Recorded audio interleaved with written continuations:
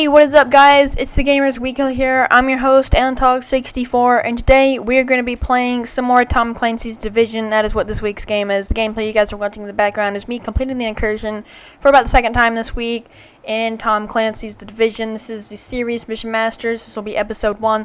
Unfortunately, we did not get to do episode 1 of Dark Zone Adventurers or Mission Masters. Our first week we did Division, but we will do that this week. Also, look out for episode 2 for COA or Civilian Overwatch Agency, which will be coming very soon. I think Friday is when I'll end up posting it. But yeah. Also, real quick, Ghost is not going to be joining me today. He is still on break, unfortunately, but that's completely fine. We still managed to get this thing done, so hopefully he'll be able to join us next week, or for anything like that. But anyways, moving on to the video, I just wanted to make this real quick video on kind of telling you guys how to do the incursion.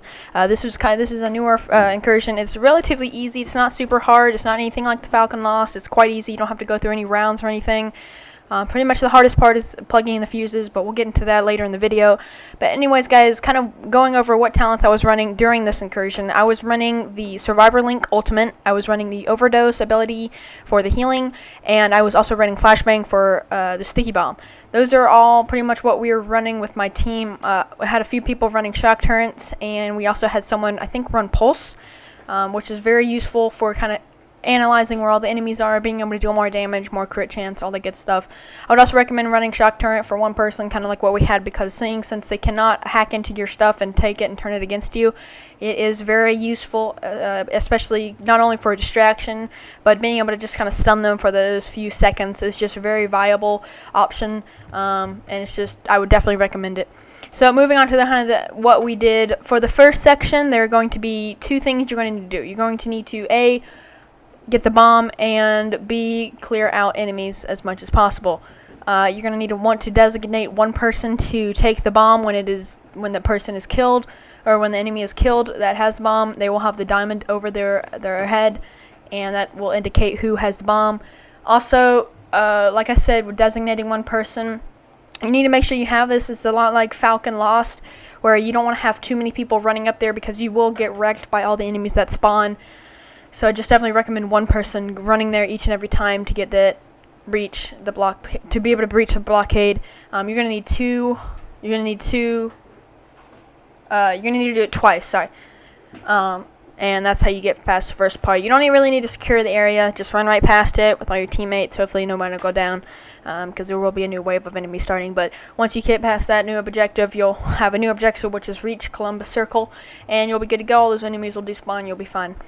So with my team and what we ended up doing, we would have one person which would be designated to holding the fuses, and we would all kind of sit around him in a square, and we would just keep using our heal abilities. And with this, I would recommend using Triage.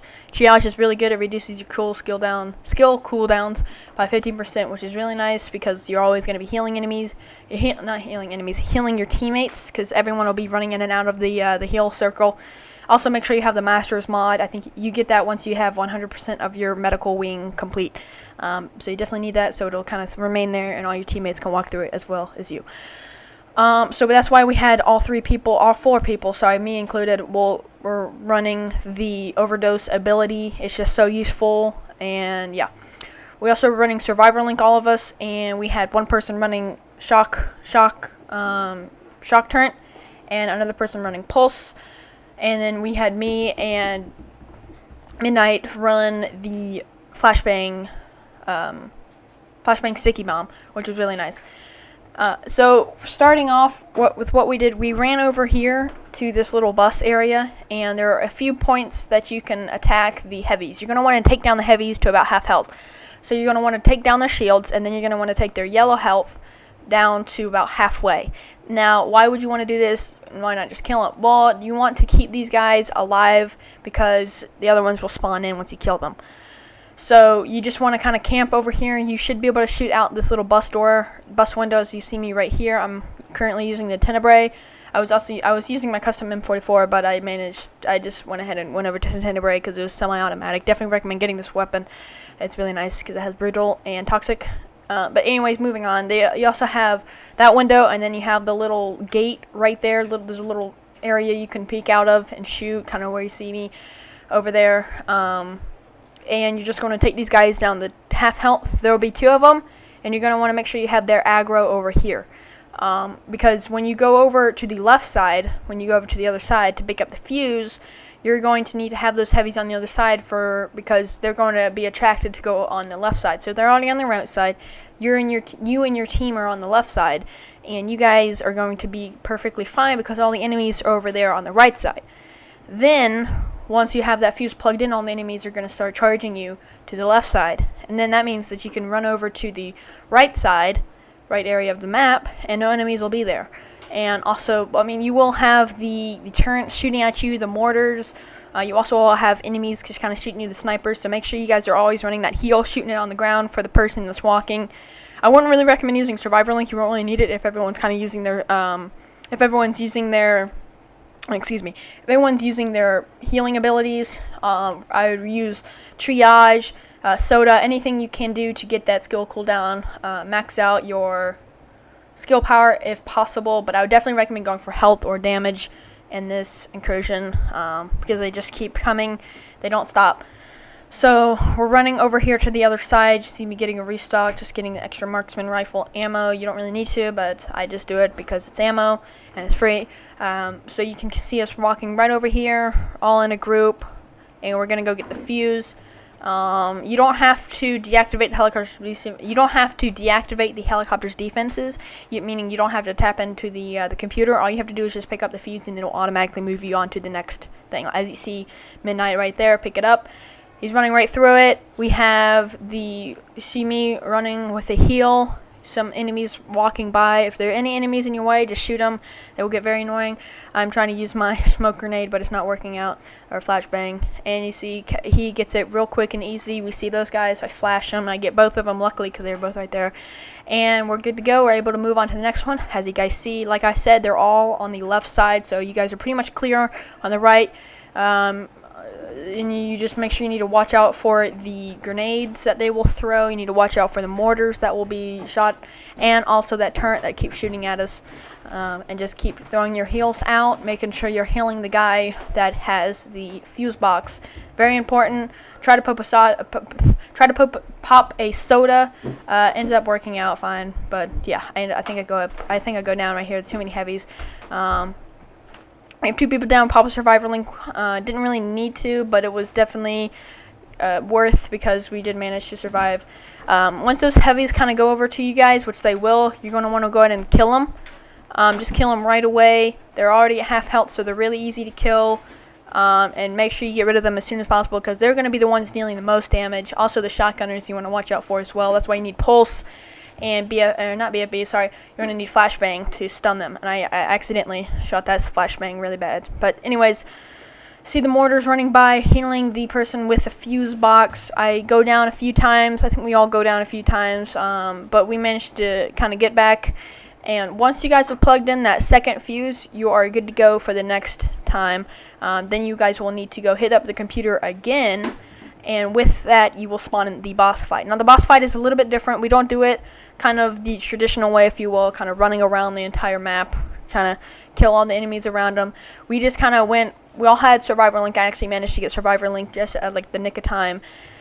So we're just kind of chilling out here, kind of recovering from everything. We're killing off all the enemies, as many as possible, mainly the shotgunners. We tried to take down the health, melt the health on the heavies. But we don't do too much damage to him because we do want to try to keep him alive. We don't want to have a bunch of heavy spawning as well as trying to kill the boss. The boss, real quick, is a shield boss. So he will have a shield over him, kind of protecting himself, which is really unfortunate and can be really time-consuming to use a lot of ammo consumption, I should say, because you could be hitting the shield, you're trying to hit his head. So so many different things, as well as having enemies hit you. You have a lot more mortars coming down on you. You also have the turret shooting at you a lot faster, a lot quicker. So just watch out for that when you're taking out the boss. Now, once we kind of took out a few of the enemies here, we went ahead and ran over to kind of the sniper station.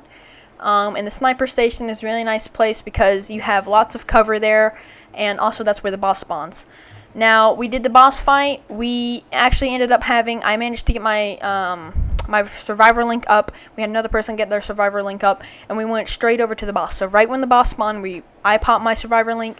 I shot him with a flashbang. He was stunned, and we went for the backpack. You're going to want to kill that backpack first, because that backpack's going to take down almost his entire shield. Then it's just his health, and that's really easy to take care of.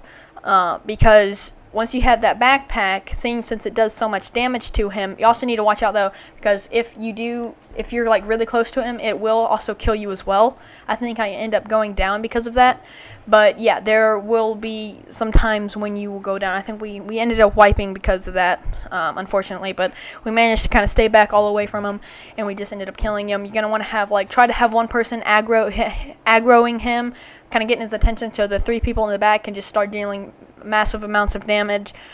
So just make sure that those other 3 people in the back can just start dealing a lot of damage to the boss, because you're really going to make sure you need to have that done to the boss, because once you get that backpack just blown up, it will pretty much only be his health left.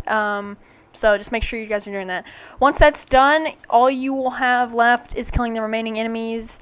We left those 2 big LMG guys, heavies, for after the boss, because we kind of already had them aggroed pretty far away, so we didn't really have to worry about them. So just make sure you guys kind of aggro them a little bit further, because you don't want to be taking on basically 3 heavies when you're in this boss fight, because the boss has his health, and then on top of that you also have the other LMG guys just kind of coming up behind you, shooting you up. But yeah, after you kill the boss, it's really easy. No more mortars, no more sentries shooting you. All you have to do is kill off these enemies. It's really easy. So yeah, I hope you guys did enjoy the video. If you did, please leave a like, comment, and subscribe if you're new to the channel. We are a relatively new channel, and I would just love for you guys to subscribe to us. We do weekly gaming content, and we've done Call of Duty Black Ops 3, we've done Warframe, and then we've obviously done Tom Clancy's The Division. This has been the first series, episode 1 of Mission Masters. I will be coming out with episode 2 of Civilian Overwatch Agency and episode 1 of Dark Zone Adventurers really soon. So make sure you guys subscribe to stay up to date on all of that stuff. So without further ado, I'll see you guys in the next video. This has been Antog64 with the Gamers Weekly. I'll see you guys on the flip side. Peace.